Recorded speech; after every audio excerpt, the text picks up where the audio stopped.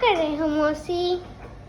चाय, शाम और चाय, शाम आ जाए और चाय ना आए ऐसा हो ही नहीं सकता, पॉसिबल ही नहीं है। क्या तुम कब चाय बना रही हो मुझसे पिलाओगी? बताओ। नहीं पता। क्यों, चाय बनाना नहीं आता? नहीं। चलो सीखो। नहीं। पहले पानी डालो, पानी को अच्छे से खौलाओ, चीनी डालो, चाय पत्ती डालो, इलायची डालो, उसके बाद फिर अच्छे से खौल जाए फिर दूध डालो, दूध फिर पक जाए तो उसे छान डालो। आज क्या क्या खाया?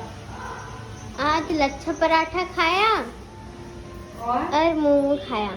मोमो और समोसा। समोसा अच्छा, दाल नहीं खाया? दाल के साथ कुछ था ही नहीं। दाल के साथ पराठा था आयु, कोई नहीं। दाल पराठा कौन तुम मौका पे चौका मारी है ना, अभी तुम दाल खाएगी और रोटी खाएंगी। तुमने मारा मौका पे चौका। चलो चाय छानते हैं।